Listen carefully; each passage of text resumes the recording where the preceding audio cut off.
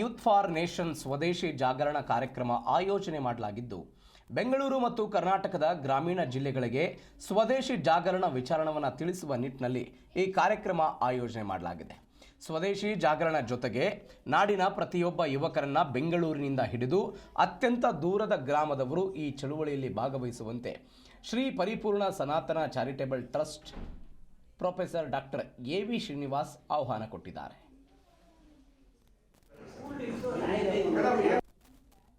ಒಂದು ಸೈಕಲ್ ಜಾಥಾ ಮಾಡ್ತಾ ಇದ್ದೀವಿ 13ನೇ ತಾರೀಕಿಂದ. ಅದು ನಾವು ಮುಖ್ಯ ವಿಷಯ ನಾವು ಗಮನಕ್ಕೆ ತರಬೇಕು. ಈ ಸೈಕಲ್ ಜಾಥಾ ಸಂಪೂರ್ಣ ನೇತೃತ್ವವನ್ನು ನಮ್ಮ ಪರಿಪೂರ್ಣ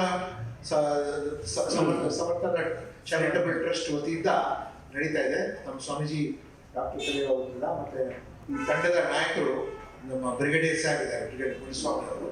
ಮತ್ತೆ ಈಗ ಔಪಚಾರಿಕವಾಗಿ 21 ಜನ ಇಲ್ಲಿದ್ರೆ we are having a gathering of 200 cyclist. Route ಕೂಡ ಕೊಟ್ಟಿದ್ವಿ.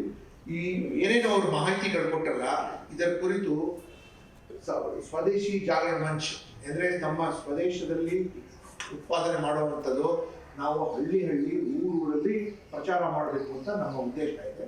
ಸೊ ಈ ಬ್ರಿಗೇಡಿಯರ್ ಅವರು ಈಗಾಗಲೇ ಮತ್ತೆ ಸರ್ ಕೂಡ ಅವ್ರು ನೇವಿಲಿದ್ದವರು, ಮತ್ತೆ ಇವರು ಕೂಡ ಆರ್ಮಿ ಇದ್ದವರು, ಮತ್ತೆ ಇವರಿಂದ ಕೆಲವು ನಿವೃತ್ತ ಸೇನಾಧಿಕಾರಿಗಳು ಮತ್ತೆ ಕೆಲವು IAS ಅಧಿಕಾರಿಗಳು ಎಲ್ಲರೂ ಸೇರಿ ಸೈಕಲ್ ಮೇಲೆ ಪೂರ್ತಿ 2 ಭಾಗ ಇದೆ. ಒಂದು 13ನೇ ತಾರೀಕಿಂದ 22 ತನಕ, ಇದೊಂದು 24ನೇ ತಾರೀಕಿಂದ 2ನೇ ತಾರೀಕು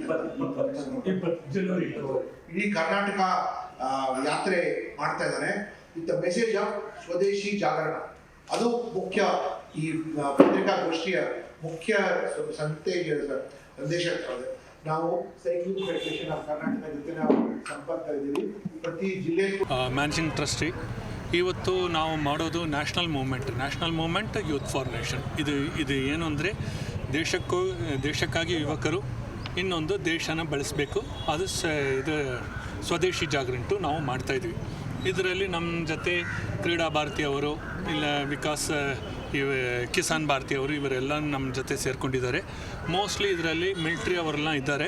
ಅವರ ಡಿಫೆನ್ಸ್ ಪರ್ಸನಲ್ಸ್ ನಮ್ಮ ಜೊತೆ ಸೇರಿಕೊಂಡು 1.5 ತಿಂಗಳು ಅವರು ಪೂರ್ತಿಯಾಗಿ ಸ್ವದೇಶಿ ಜಾಗರಣ ಮಾಡ್ತಾ ಇದ್ದಾರೆ. ಅದು ಮಧ್ಯದಲ್ಲಿ ಪ್ರಮುಖವಾಗಿ ನಾವು ನೋಡಿದರೆ ಯುವಕರಿಗೂ ಇದ್ರ ಬಗ್ಗೆ ವಿಚಾರನ ತಿಳಿಸ್ಕೊಡ್ತಾ ಇದ್ದಾರೆ.